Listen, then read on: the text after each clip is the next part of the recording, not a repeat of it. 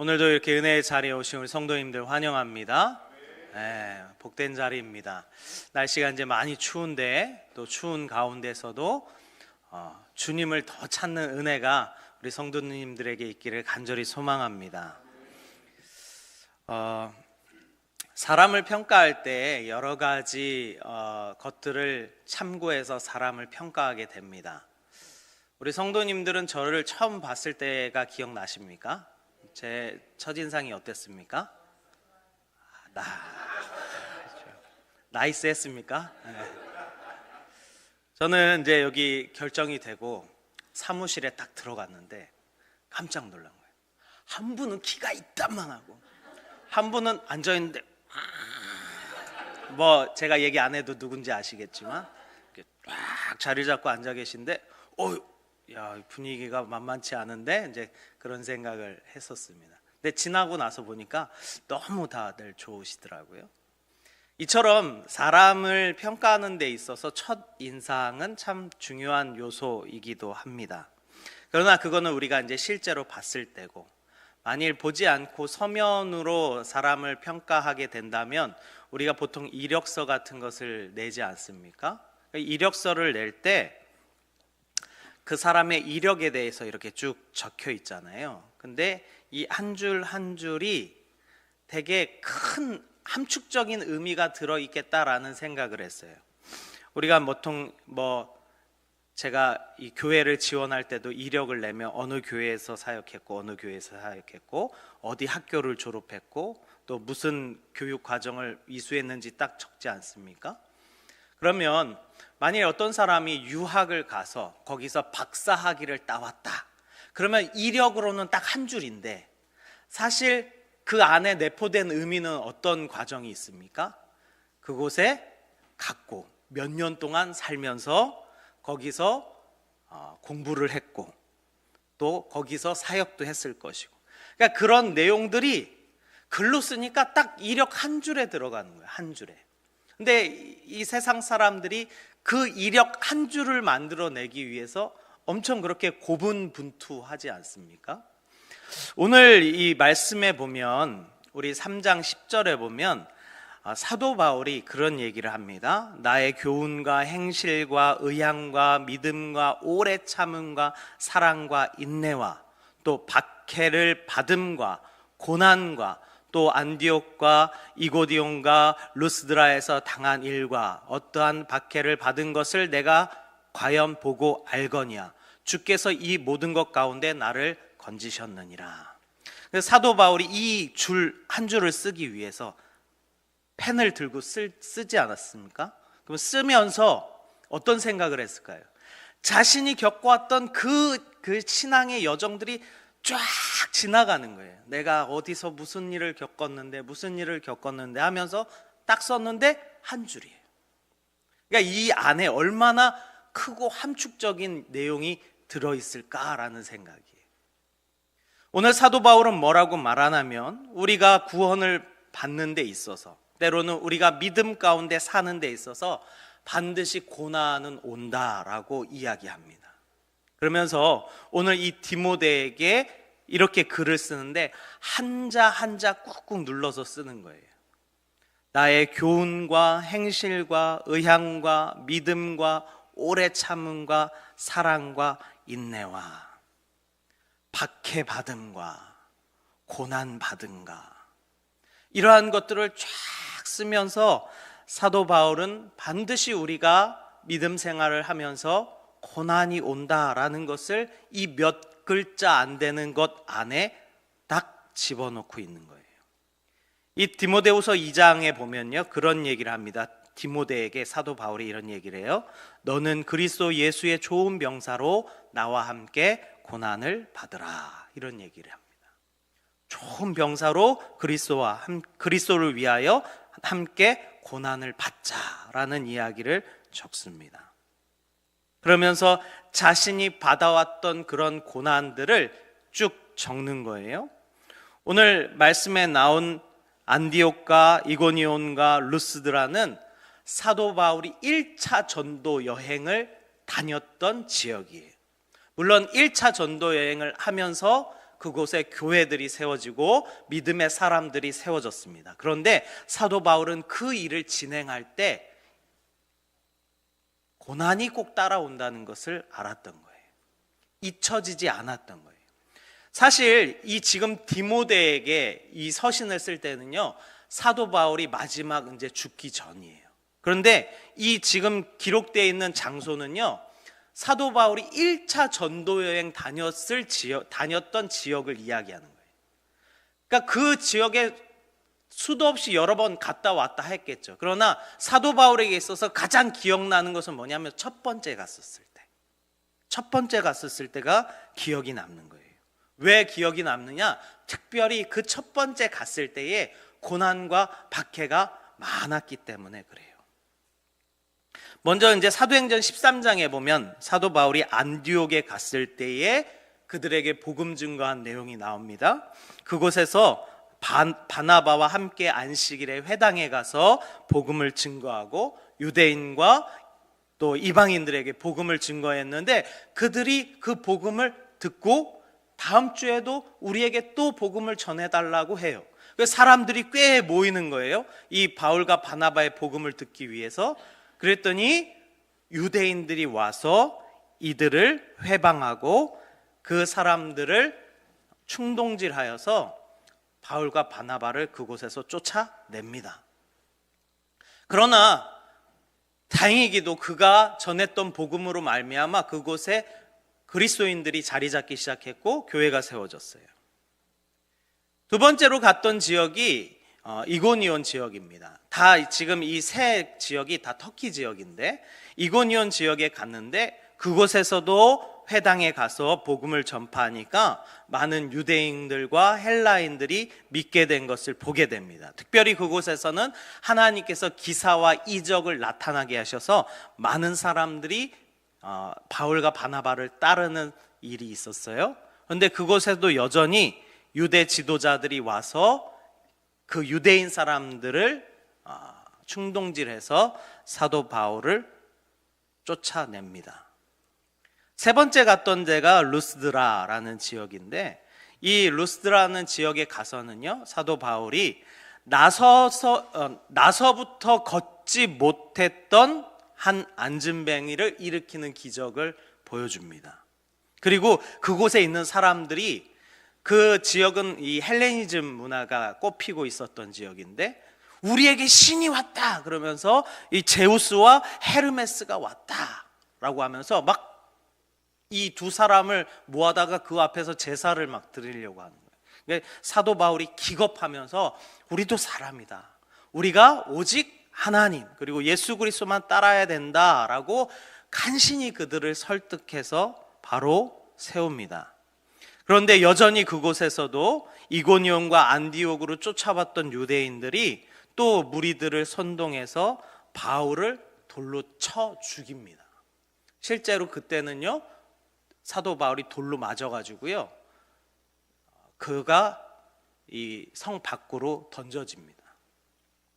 그래서 그 사도 바울의 복음을 듣고 그를 추종하던 자들이 사도 바울 주변에 이렇게 둘러섰어요. 근데 사도 바울이 갑자기 벌떡 일어납니다. 그리고는 다시 들어가요.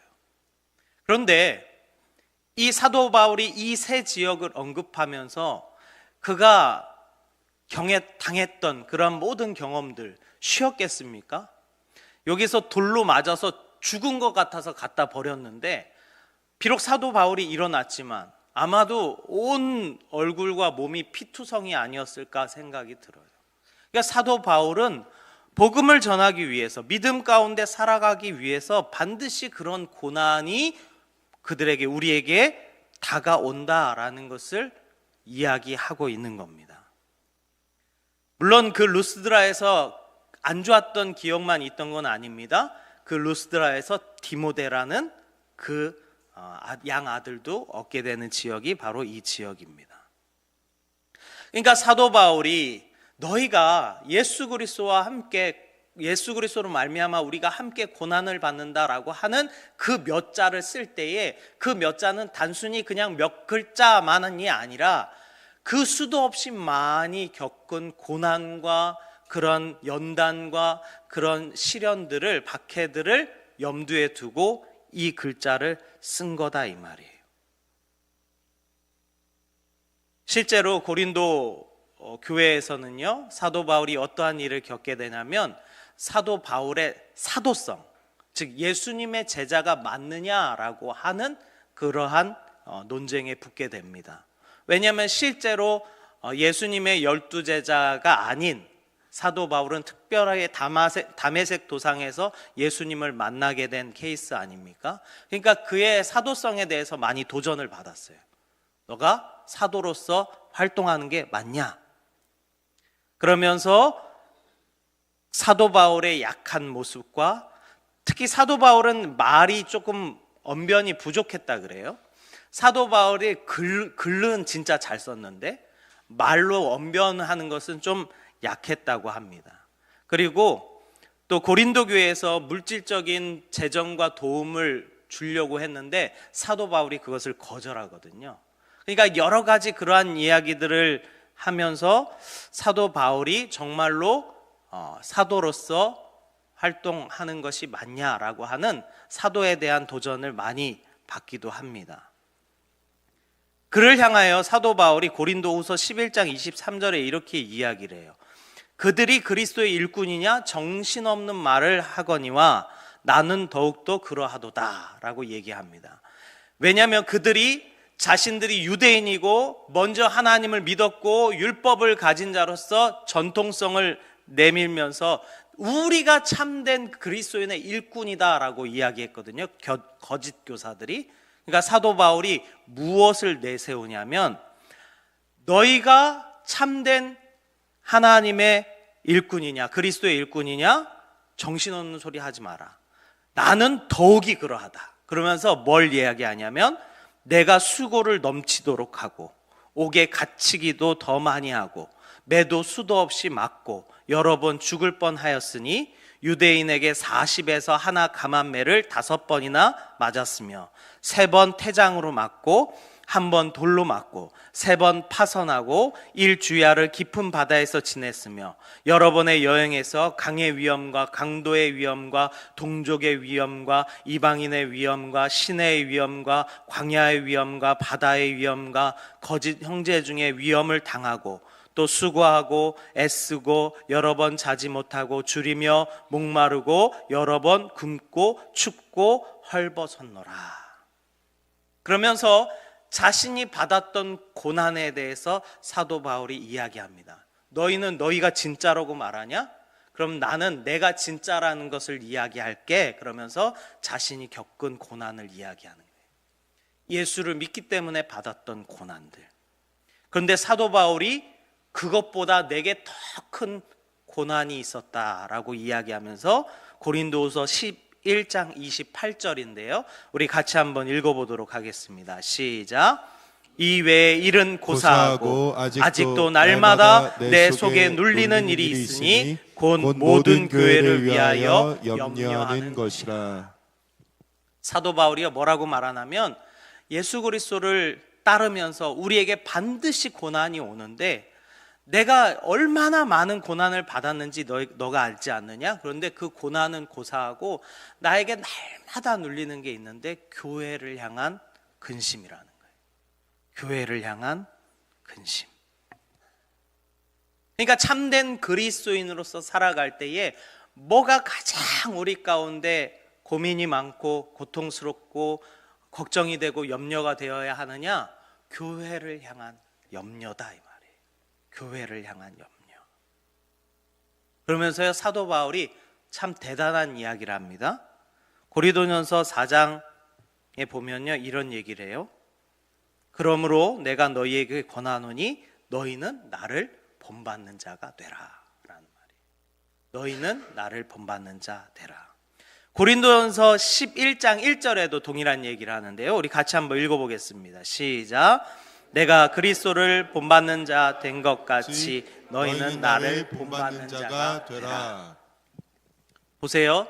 사도 바울이 내가 이렇게 대단한 일 했으니 너희가 나 좀 본받아라 라고 얘기했을까요? 어떤 의미인 것 같아요?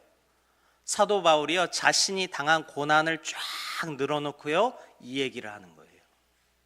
너희는 나를 본받는 자가 되라. 우리 성도님들은 자신들의 자녀들한테 그런 얘기 하십니까? 야, 참 엄마 아빠 믿음 좀 본받아라 하십니까? 감히 못하죠. 쉽지 않은 겁니다. 근데 사도 바울은 그걸 해요. 그런데 내가 이만큼 잘했으니 너가 나를 본받아라가 아니에요. 사실 사도 바울이 하는 얘기는 내가 예수님을 본받기 위해서 이렇게 고통받고 고난받고 교회를 위하여 걱정하며 염려하며 금심하며 몸부림치는 내 모습이 보이느냐? 너희도 이래야 된다. 너희도 이래야 돼. 너가 그리스도인답게 몸부림치며 정말로 그 주님의 뜻을 따르기 위하여 해봤느냐? 너희가 그래야 돼라는 거예요. 사도 바울은요 자기를 드러내는 사람이 아니에요. 철저하게 자기를 드러내기 위한 것이 아니라 내가 이렇게 몸부림치고 애쓰고 수고하는 것 너희가 보지 않느냐? 너희도 그래야 된다. 그런 모습을 너희도 본받아야 한다라는 거예요. 우리가요 신앙이라는 게 그런 것 같아요. 삶으로 살아내지 않으면요 그 믿음이라는 것이 빛을 잃어버리게 됩니다. 참 이 목사가 사람 관계를 잘해야 된다라는 생각이 드는 이유가 뭐냐면 관계가 이렇게 좀 틀어지잖아요. 그러면은 아무리 맞는 말씀을 하고 옳은 말씀을 해도 안 들려요 그게. 그래서 무슨 일이 있더라도 서로 관계가 틀어지거나 부딪히지 않기 위해서 애쓰는 게 이 말씀을 전하는 자의 모습입니다. 그런데 그 앞에서 말씀을 증거하는 자라도 그 말씀대로 살아내려는 몸부림이 없으면 그 사람의 말은 그냥 울리는 꽹과리와 같다 이 말이에요. 능력이 없습니다. 아무리 목사이면 뭐합니까? 목사인 척 하는 겁니다. 목사인 척. 성도님들도 마찬가지입니다. 성도인 척 하는 게 무슨 의미가 있습니까? 정말 성도여야 되는 줄 믿습니다. 네, 성도인 척 하는 건 필요 없는 거예요. 교회 올 때 어떤 허례허식과 가식과 어떤 나의 지위와 어떤 나의 어떤 걸 이렇게 장착하고 오십니까? 다 떼버려야 돼요. 우리가 예배에 하나님 앞에 설 때에 무엇을 가지고 하나님 앞에 평가를 받을 겁니까? 내 모습 있는 그대로. 할렐루야. 내 모습 있는 그대로 평가받는 거예요. 그렇기 때문에 우리는 그리스도인으로서 살아내기 위하여 예수 그리스도를 믿음으로 받는 고난과 박해가 우리의 삶 가운데 있어야 되는 줄 믿습니다. 그래서 저는 저한테 전에도 얘기했는데 그런 질문을 종종 합니다. 재혁아, 너는 진짜냐 가짜냐? 너의 삶 가운데 그리스도를 향한 고난이 있냐 없냐? 어쩌다 보면요 설교가 잘 안 돼가지고 망치는 날이 있어요. 저도 무슨 소리를 했는지 모르겠고 성도님들도 뭘 들었는지 모르는 그런 때가 있어요. 근데 그렇다 하더라도 내가 목사 맞나? 그런 생각은 안 해요. 그런데 제 안에 죄가 꿈틀거리고 제가 목사답게 살지 못할 때 저에게 들어온 생각은 재혁아 너 목사 맞냐? 라는 생각이. 재혁아 너 목사 맞냐? 저를 목사답지 못하게 하는 것이 무엇인가 살며시 들여다봤더니 저의 그 알량한 자존심이 저를 목사답지 못하게 하더라 이 말이에요. 교회 안에 왜 다툼과 싸움이 일어나는 줄 아십니까? 자존심 때문에 그래요. 네가 뭔데? 나한테 왜 이래라 저래라 해? 너가 더 위야? 내가 너 밑으로 들어가야 돼? 왜 너가 한 말은 맞고 내가 한 말은 틀려? 이런 사소한 이 알량한 자존심 싸움이 교회 안에서 다툼이 일어납니다. 이 영화 바울이라는 영화가 있었어요. 보셨습니까? 혹시 못 보셨으면 꼭 한번 보시길 바랍니다. 영화 바울이라는 영화가 있는데 바울이 마지막 때에 바울의 삶을 그린 영화예요. 근데 그 장면 중에 어떤 장면이 나오냐면 바울이 막 고통스러워하며 괴로워하는 장면이 나와요. 그런데 사도 바울이 막 꿈을 꾸는데 그 꿈 내용이 뭐냐면 자기가 박해하고 자기가 죽였던 성도들이 자꾸 꿈에 나오는 거예요. 그 장면이 나옵니다. 저는 그걸 보면서 그때 그런 생각이 든 거야. 아, 그렇지. 사도 바울도 인간이었지. 사람이었지. 그러니까 사단 마귀가 계속 뭘 공격할까요? 사울한테. 야, 네가 사도 맞아? 너 사실 옛날 그리스도인들 죽이러 다닌 사람이잖아. 너가 잡아서 죽은 사람이 몇이나 될 것 같아? 라고 계속 이 사단이 공격하지 않겠습니까? 사도 바울이 그것에 대하여 계속 자신의 마음에 눌리는 것이 있지 않았겠습니까? 이러한 것이 사도 바울에게는 다 고난으로 들어오는 거예요. 이 자신이 겪었던 외형적인 부분과 자기 내면 안에서의 이런 공격들이 계속 사도 바울을 짓누르는 거예요. 그때 사도 바울이 이렇게 이야기합니다. 우리 3장 12절인데요. 우리 3장 12절 같이 한번 읽어보겠습니다. 시작. 무릇 그리스도 예수 안에서 경건하게 살고자 하는 자는 박해를 받으리라. 무릇 그리스도 예수 안에서 경건하게 살고자 하는 자는 반드시 박해가 온다. 그 말인즉 뭐냐면 너가 받는 그 고난이 지금 특별한 건 아니야. 누구에게나 그리스도를 따르는 누구에게나 올 수 있는 고난이야 라고 이야기하는 거예요. 왜냐하면 이제 디모데가 이 사도 바울은 알잖아요. 자기가 이제 얼마 살 날이 남지 않았다라는 것을 알 것이고 디모데는 이제 자신의 어떤 신앙적인 조언을 항상 구했던 이 멘토가 사라지는 상황이 되지 않겠습니까? 그러니까 사도 바울이 그런 얘기를 하는 거예요. 반드시 고난은 온다. 하나님을 믿는 자들에게 정말로 제대로 믿고자 하는 자들에게는 반드시 고난이 온다. 그 시대에 얼마나 많은 그리스도인들이 고난을 받았습니까? 중세 시대에도 마찬가지입니다. 올바른 복음을 전하기 위해서 고난받았던 사람들이 얼마나 많았습니까? 오늘날에도 마찬가지입니다. 북한이나 이슬람 지역에 그 복음을 전하기 위해서 들어갔다가 죽임 당한 사람이 오늘날에도 여전히 있지 않겠습니까? 뿐만 아니라 우리의 일상 가운데서도 예수 그리스도를 믿음으로 받는 여러 가지 불이익들이 우리 가운데 있지 않겠습니까? 그러기에 이러한 고난을 예수를 믿기 때문에 받는 고난을 감당하기 위해서 반드시 우리에게 필요한 것이 있습니다. 그것이 3장 14절인데요. 우리 같이 한번 읽어보겠습니다. 시작. 그러나 너는 배우고 확신한 일에 거하라. 너는 내가 누구에게서 배운 것을 알며. 그러나 너는 배우고 확신한 일에 거하라. 너가 누구한테 배웠는지 그리고 무엇을 배웠는지 너 안에 확신하는 것이 있어야 된다 이 말이에요. 확신하는 것이. 여러분, 예수님이 하나님이시라는 것을 믿으십니까? 그분이 우리의 구원자이신 것을 믿으십니까? 그분이 이 땅에 오셔서 죽임을 당하셨지만 부활하신 것을 믿으십니까? 그러면 우리 또한 그와 같이 영원한 부활에 이를 것을 믿으십니까?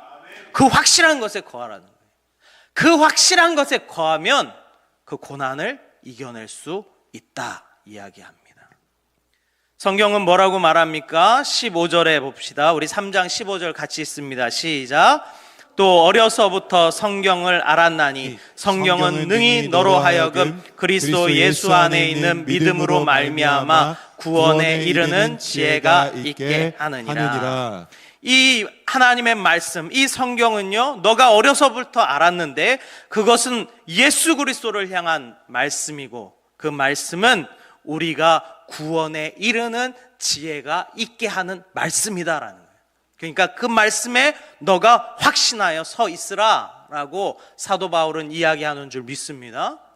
여러 가지 막 상황들과 환경들 변화에 핍박받고 고난받고 어려움 당하는 그러한 상황에 처해 있을 때에 우리가 오로지 딱 한 가지 바라봐야 될 게 뭐냐면 바로 말씀이다 이 말이에요. 할렐루야. 하나님의 말씀인 줄 믿습니다. 이 말씀의 무지가 오는 때마다 이 믿음이라는 것이, 이 교회라는 것이 부패하고 썩어져 갔던 것을 보게 됩니다. 특별히 이 하나님의 말씀을요, 이 중세 시대는 거룩하게 받든다고 번역도 못하게 했어요. 그러니까 이 소위 이제 엘리트 집단들만 성경을 볼 수 있었고 읽을 수 있었는데, 그것 때문에 성경을 모르는 그러한 성도들이 잘못된 지식에 빠져들어가게 됩니다. 우리가 잘 알듯이 그런 이 중세 시대에 벌어졌던 여러 가지 말도 안 되는 그러한 일들이 성경에 대한 무지 때문에 온 거예요. 그래서 14세기에 존 위클리프라는 이 신학자가 이 성경을 라틴어에서 영어로 번역하려고 했어요. 그리고 그 번역 작업을 실제로 막 했습니다. 그때는 이 성경이 라틴어로만 읽을 수 있었어요. 근데 그것이 교회의 권위에 도전하는 것이 됐고, 결국은 이단에 몰려서 사망하고 그의 시신은 처형당했습니다. 우리가 잘 알고 있는 마틴 루터도 성경을 독일어로 이렇게 번역하려고 했는데, 그때 이 교회에 엄청난 핍박이 와서 도망 다니고 피해 다니고 결국 나중에는 종교 재판까지 받는 일을 겪게 됩니다. 16세기 초에는요, 윌리엄 틴테일이라는 사람이 이 성경을 영어로 번역하려고 그랬어요. 그런데 그것도 이 교회의 반대에 부딪혔고 결국은 해외까지 도주해서 번역을 하다가 잡혀서 체포돼서 처형당했습니다. 우리가 보는 이 말씀 성경이요, 그냥 우리에게 주어진 것이 아니다라는 것을 지금 이야기하는 거예요. 이 성경이 대한민국에 들어오기까지 얼마나 많은 선교사들의 피가 흘려져서 이 땅에 온 줄 아십니까? 우리는 그냥 아무 값 없이 이것을 보죠. 이것을 우리 손에 쥐어지기까지 이것을 전달하기 위해서 흘린 피가 어마어마하다 이 말이에요. 어마어마하다 이 말이에요. 이 성경 뭐라고 말합니까? 오늘 3장 16절 17절인데요. 우리 같이 한번 읽어보겠습니다. 시작. 모든 성경은 하나님의 감동으로 된 것으로 교훈과 책망과 바르게 함과 의로 교육하기에 유익하니 이는 하나님의 사람으로 온전하게 하며 모든 선한 일을 행할 능력을 갖추게 하려 함이라. 아멘. 우리가 가지고 있는 이 성경, 우리의 고난과 우리가 당하는 모든 박해와 역경을 이기게끔 우리에게 능력을 주는 이 성경은 하나님의 감동으로 된 것으로 교훈과 책망과 바르게 함과 의로 교육하기에 유익하다, 이렇게 얘기합니다. 할렐루야. 근데요, 실제로 이것이 교회에서 지켜지고 있는지 잘 모르겠어요. 저는요, 교회 안에서 어떤 말을 할 때 상당히 조심스럽습니다. 왜냐하면요, 말 하나가요, 잘못 돌면 이상한 말로 들어와요. 교회 안에 그런 일들이 참 많습니다. 누군가에게 권면했던 말 한마디가 나중에는 크게 눈덩이처럼 불어와서 아주 나쁜 놈으로. 제가 전에 이제 그런 목사님들과 그런 얘기 한 적이 있는데, A라는 성도랑 B라는 성도가 싸워요. 그러면 이 목사 입장에서는 그 상황을 잘 정리를 해야 되잖아요. 그러니까 A 집사님한테 가가지고 그런 일을 겪었냐고, 참 힘들었겠다고 이제 얘기를 해요. 그리고 또 B 집사님한테 가서 또 수습을 하죠. 또 그렇게 부딪히는 일이 있었거든요. 그런 부분은 좀 뭔가 잘못됐었던 것 같은데, 이렇게 얘기하죠. 근데 나중에 그 두 분이 화해해요. 그럼 어떤 일이 생기는 줄 아십니까? 그 목사님이 너 싫어하던데? 이렇게 되는 거예요. 그 목사님이 너 욕하더라. 이렇게 되는 거예요. 말 한마디 하는 게 참 어렵습니다. 정말로 모든 성경은 하나님의 감동으로 낸 것이고 교훈과 책망과 바르게 함과 의로 교육하기가 있어야 되는데 교회 안에 교회가요 돌봄센터가 되고 있어요. 돌봄센터. 믿음 가운데 바로 서지 못하여서 권면 한번 하면 난리가 납니다. 저 목사님 나 싫어한다고. 어떤 한 성도와 성도가 서로 권면하며 이렇게 하면 더 좋겠다고 이야기할 때에 그 말들이 돌아 이상한 말로 변화되는 것을 보게 됩니다. 우리 교회는 어떻습니까? 어떠신 것 같아요? 전 그래서 교회에 정말로 지혜로운 성도님들, 지혜로운 어른들이 있어야겠다라는 생각을 많이 합니다. 말이 막 돌 때에 그 중간을 딱 끊어줄 수 있는 어른, 뭔가 잘못된 모습들이 비춰줄 때 그것에 대하여 권면하며 그 영혼을 위해서 기도해 줄 수 있는 어른, 그분들이 진짜 어른이다 생각해요. 그런 일을 누가 해야 됩니까? 장로님, 권사님들이 하셔야 돼요. 그렇지 않습니까? 권사님들이 막 말을 이쪽 저쪽으로 옮긴다? 큰일 납니다. 장로님들이 막 말을 옮깁니까? 제가 봤을 때 집사님들은 좀 옮길 수 있어요.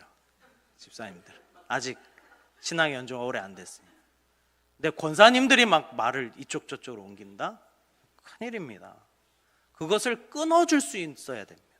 그것을 막아줄 수 있어야 됩니다. 이 교회가 돌봄센터가 되면 우쭈쭈 안 돼요. 그냥 한 영혼 떠나면 어떻게 될까봐. 물론 그런 모습도 필요하죠. 그러나 진리 가운데 하나님의 말씀 가운데 권면하며 세워가며 의로 교육하며 바르게 하는 것이 우리 가운데 반드시 필요한 줄 믿습니다. 우리의 삶 가운데 어떠한 고난이 있습니까? 천국에 갔을 때 내 몸에 새겨진 예수 그리스도의 흔적들은 어떤 것들이 있습니까? 때로는 교회가 혼란스러워질까봐, 교회에 분란이 일어날까봐 묵묵히 참으며 인내하며 기도하며 눈물 뿌리며 기도했던 기억이 언제쯤 있습니까? 혹시 내 마음에 안 든다고 이 사람 저 사람들한테 다 이야기하며 교회를 엎어가며 큰 소리 내며 싸우진 않았습니까? 작은 일도 막 크게 부풀리는 사람들이 있고, 마음에 안 든다고 막 휘저는 사람들이 있고, 도대체 우리가 하나님 앞에 설 때에 어떻게 평가받겠습니까? 믿는 사람들에게 반드시 고난은 옵니다. 그러나 그 고난을 우리가 지혜롭게 이겨나기를 간절히 소망합니다. 네, 하나님의 말씀으로 우리가 세워져 가며 하나님의 말씀으로 교훈과 책망과 바르게 함과 의로 교육하기에 유익하다 하셨으니 그 말씀 가지고 우리가 살아갈 때 17절에 보니까 이는 하나님의 사람으로 온전하게 하며 모든 선한 일을 행할 능력을 갖추게 하려 함이라. 그 선한 능력을 행할 능력을 갖추게 되는 자가 바로 오늘 이 자리에 계신 내가 되기를 간절히 소망합니다. 기도하겠습니다. 하나님